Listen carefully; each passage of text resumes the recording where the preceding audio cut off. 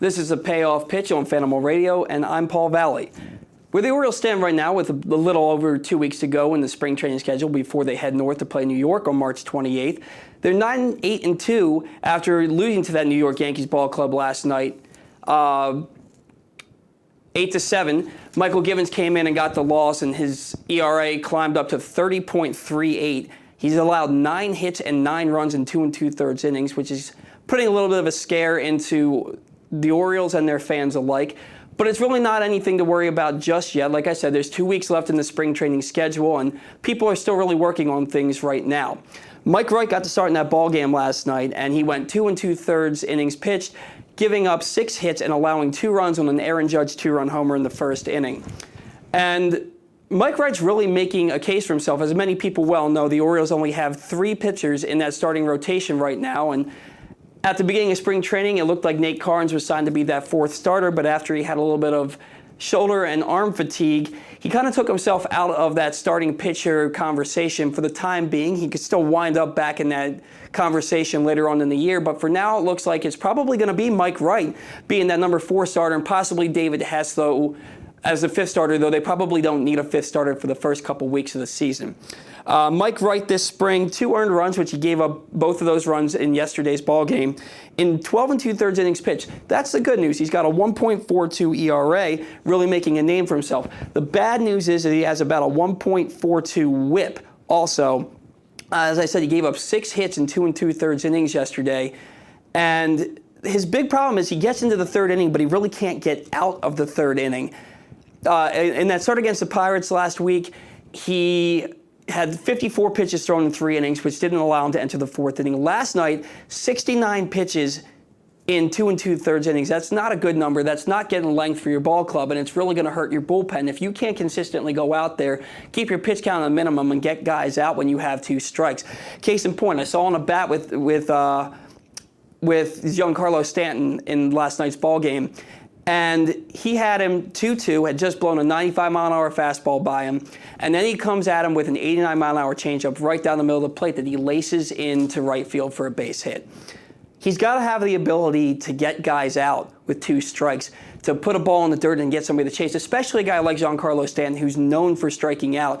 That pitch can't be anywhere near the plate. Now, I know it's spring training, and he's not pitching like he would in the regular season, but that's one of those things where you have to show your managers and you have to show the fans who are going to be watching you that you have the ability to go out there and make the pitches when you need to make them and get guys out.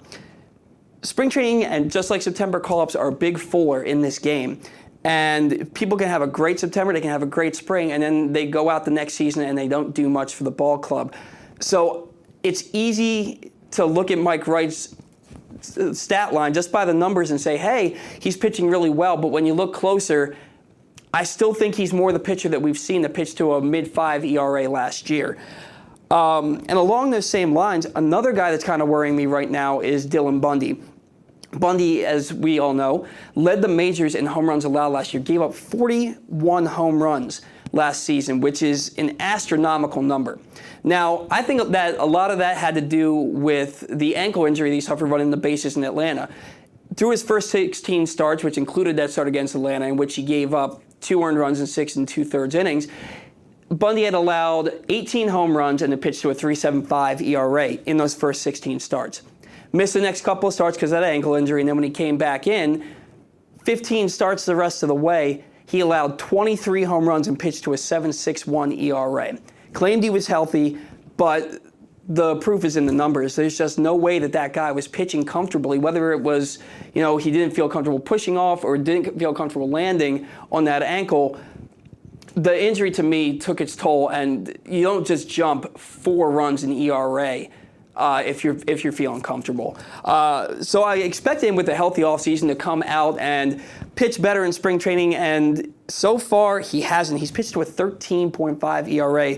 He's allowed 15 hits in just 6 2/3 innings and 3 home runs, which, with the Orioles, with a rebuilding ball club, and you're playing in a division that has the Yankees and has the Red Sox, and then you have a couple of young stars that are coming up with the Blue Jays, and the Rays won 90 games last year. The Orioles have a young offense that isn't going to score a ton of runs, yet, so they're going to have to pitch better. And when you look at what Dylan Bundy's done that rotation. He's supposed to be an anchor of the staff. And that staff last year, the lowest ERA was David Hess at 4.88. It doesn't really get you too enthused about what's coming up, especially since we already know they're coming off a 115-loss season last year. We're not expecting much better this year. So, again, it's still early in spring training. That really you want to focus on the last 2 or 3 starts of the spring rather than the first 2 or 3 starts for a pitcher. If Bundy comes out in his next outing and he pitches better, it might make us breathe a bit of a sigh of relief. And honestly, it doesn't really matter until you start pitching in anger once, the regular season gets started. But you'd rather see good numbers than bad numbers. Speaking of good numbers, Orioles have a couple of Rule 5 guys on their roster right now. Richie Martin, who they took with the first pick in the Rule 5 draft. He came out of the Oakland Athletics organization. He was a first-round pick in 2015 for them out of Florida, which is a big baseball school and a big baseball conference, the SEC. And his first few years, he never really hit higher than, I think, 234. Then he went out last year and he got his eyes checked, and they found out that he probably needed contacts. His eyes weren't as good as he had thought, and he ends up hitting 300 last year for Oakland, which is a main reason why the Orioles took him. That, and he plays strong defensively. He's fast and he's young. He's making a really good case for himself right now to be the Orioles' opening day shortstop, even ahead of Alcides Escobar, who I believed was signed to be the starting shortstop for the Orioles, even though it was a minor league deal. I think Martin has outplayed him and has earned the right to be that starter midway through spring training. Hitting .310 right now and playing solid defense. Made another diving play in the hole last night to get a force out at second against the Yankees. His roommate and fellow Rule 5 pick, Drew Jackson, also having a standout spring. He's moved all over. He's been playing the infield. He's been playing the outfield. He's fast, been stealing some bases, hitting .379. He's got a cannon for an arm. Another guy who's probably going to stick on the team because the Orioles traded international bonus slot money to the Phillies to get him. So I don't think they want to just give away that money and give the player back at the same time. So I think that you're probably going to see both those guys on the opening day roster, and Richie Martin's going to be the starting shortstop. Get ready for it because he's going to be going out there in New York on March 28th. Another guy having a big spring that people weren't talking about, and you'll hear us talk about this later when I bring Dillon Atkinson on the show from Eutaw Street Report, is Austin Hayes. Austin Hayes came through as the Orioles minor league player of the year and was up for National Minor League Player of the Year in 2017. Hit over 300, over 30 home runs, close to 100 RBIs. And a lot of fans and a lot of pundits out there thought that the Orioles were going to have him be on their opening day roster last year. But a shoulder injury slowed down his spring training, and then when he got into the minor leagues, got off to a slow start, and then he injured his ankle, and he ended up having to have off-season ankle surgery. Cost him most of last year. So we weren't sure how Hayes was going to play coming into the spring. He wasn't even in the outfield conversation. Now he's hitting .355. He's leading the team in home runs and RBIs on the spring, playing great defense, and he looks faster than he did before the ankle injury. So that's a guy who, not in the outfield conversation, could be your starting right fielder on opening day. Another guy starting right now, today, probably as we speak actually, is Mark Trumbo. Missed a lot of last year with a knee injury, only played 90 games. The Orioles signed him to that big contract. Another guy we're going to talk about with Dillon when he comes on in a little bit. He's DHing for the Orioles today, making his spring training debut. And the question with Trumbo is, what are you going to get from him? Is he going to play well enough for the Orioles to trade him for prospects mid-season? Is he going to provide protection for the rest of the lineup? Or are you going to get more of what you saw from him the last 2 years where he's in and out of the lineup, he's not really producing, not really getting on base. And, I mean, he hit 47 home runs in 2016 and hasn't even touched that number in the last 2 years since. So, still a lot of roster questions there. I don't believe that Trumbo's going to be on the team if he can't play defense. If he can't play defense, I think he starts the year on the injured list, the newly named injured list. So that remains to be seen so far. And another hot start, Chance Sisco. This is another guy who's having a great spring, tied for the team lead in home runs, second in RBIs. And after last year, it was important for Chance Sisco to get off to a hot start in spring training. The issue here is last year, Sisco had a great spring. He hit .429, and then he came into the regular season, hit .181. Started out well defensively, but then only caught one of his last 18 stolen base attempts. Was up and down from the minors. Didn't really stick with the ball club because he wasn't producing. It's nice to see him hitting. Like I said earlier in the show, you'd rather have good results than bad results. But what's he going to do once they get under the lights to start the season? Is he going to be the player that we've seen the last 2 springs, the guy who won a batting title in the Carolina League? Or is he going to be that guy who hit 181 last year and looked lost at the plate most of the season? Hopefully they'll get some production out of these guys. The Orioles have a lot of question marks, and my feeling about the team goes back to the way it was going into all those years when they lost 14 years in a row, where it's like, if this goes right, if this goes right, if this goes right, if all the balls bounce in the Orioles' favor, they could be competent. But so many things have to go right that it just doesn't seem feasible to think that the Orioles are going to be much of a contender this year. So, but if they have any chance of being competitive and not being the worst team in baseball this year, these young players have to produce. These old players have to get back to their norms, take a step forward rather than the regression we've seen the last couple of years. And that rotation and bullpen, which has a lot of holes in it also, they've got to pitch better. They've had +5 ERAs each of the last 2 years, one of the worst pitching staffs in all of baseball the last 2 seasons. There's a reason this team lost 115 ball games last year. And for me, as an Orioles journalist, as an analyst, and as a fan, I need to see these guys all take a step forward because we have to have a reason to watch. You have to have a reason to watch. If you're going to go into watching the season hoping, not expecting to lose 100-plus games, you're probably going to be disappointed. And it's just one of those things where, give Orioles fans a reason to be a little bit hopeful, and when you're going to watch, as fans, if you're going to watch the games, don't watch the games for results. Watch the games for how they're being played. Are the Orioles losing games or are they beating themselves? Are they playing fundamental ball games? And pay attention to how many 1- and 2-run ball games the Orioles are playing in because that's a big barometer for how well they're going to be and how much they're going to improve from year to year. All right, and now we're going to toss it over to Dillon Atkinson, a fellow writer over at EutawStreetReport.com, and also a new intern over at Maston. Dillon, how are we doing today, man? Good. How about yourself, Paul? Doing all right, man. I'm glad to have you on the first show of the season with us today. Yeah, I appreciate you having me. So today, it's Mark Trumbo's making his spring debut for the Orioles. He's going to be a big part of the team's offense and need to have him hitting in the middle of the lineup and preferably hitting like he did in 2016.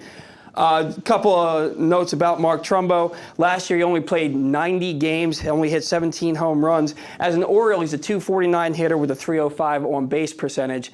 Now, this is a guy who led the American League in home runs in 2016 with 47, drove in 108, and so the Orioles rewarded him with a 3-year, $37.5 million contract. For you math whizzes out there, that means he's making $12.5 million a year. So far, Dillon, he's not living up to that contract. Just after hitting 47 home runs in 2016, he's hit just 40 over the last 2 years. What's your opinion on Mark Trumbo, and where do you see him with the team this year? It looks like he's going to be the designated hitter for the majority of the season, or at least the first half. I would imagine that the Orioles would like to ship him off at some point during the season, especially with the upcoming of potentially Ryan Mountcastle, since they're working him out at first base now, possibly designated hitter. Assuming that Chris Davis is going to be staying on the roster, I'm sure they'd like to ship Trumbo out at some point. So the idea to get him healthy, and keep him in the middle of the lineup producing, I think they're definitely looking forward to have him back as the DH. I think so, too, and I think that he does offer somewhat of a bit of a protection for Chris Davis in the lineup. And you brought up Chris Davis. He said that he worked in the offseason on his swing, his mechanics, making some adjustments to really improve on that historically bad year that he had last year. And with Mark Trumbo in the middle of the lineup, he will be protected, and hopefully they'll help him put up a little bit better numbers. But we know the big thing with Chris Davis is that $23 million a year contract, even with the deferred money. Do you think Chris Davis has a chance to stick with the team all year, or do you think because there's no ties with new management as far as Mike Elias and Brendan Hyde are concerned, do you think that he has a short leash and the Orioles might be willing to cut ties with him since they're in a rebuild and they can have somebody who has a much lesser contract play instead of having to go sign another player for more money? What do you think about that? I do think there's a chance that Davis does stick around for the entire year with the team, but I'm not sure how great those chances are because, like I said, if they're going to ship out Trumbo, and if, let's just say, the Orioles have a plethora of outfielders, young outfielders in the minors are going to be looking for spots when they come up. Mancini could get switched back to first base or a designated hitter's role. So once Mountcastle's ready, if Davis isn't producing, he may get the cut. I know his spring hasn't looked all that great so far with all the strikeouts. He did speak a little bit after the game about how this was part of the plan for him not to swing right now, where he's just tracking pitches right now, where he's just tracking the ball.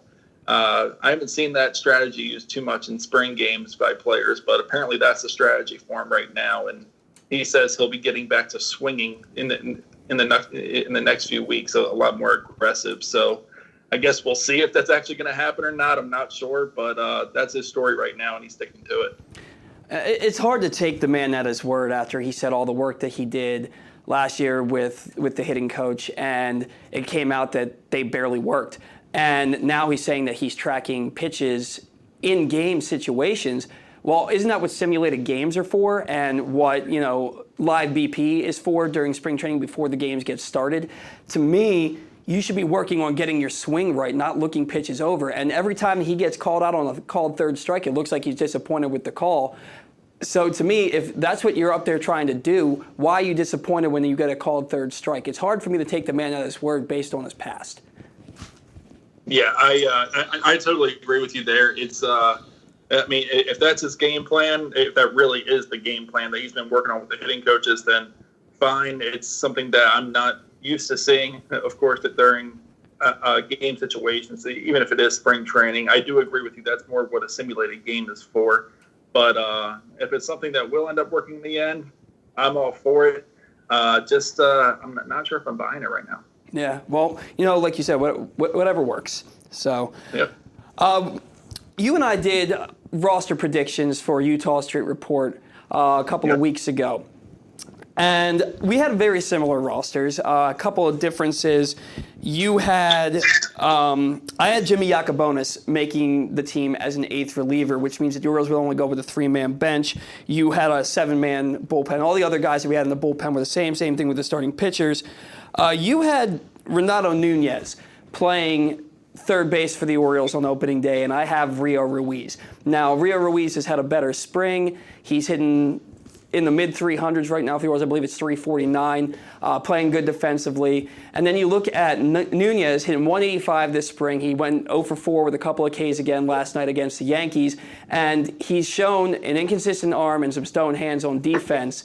But you mentioned to me yesterday that Nunez is out of options, so it's either he's got to make the team or the Orioles have to risk losing him to waivers. Is that why you include him on the roster? Do you really believe that the Orioles like what they have in Nunez and he has a chance to stick as a third baseman on the ball club? Well, originally with the prior predictions, that was before games really started getting kicked off, so I wasn't so sure what the Orioles had in Ruiz just yet.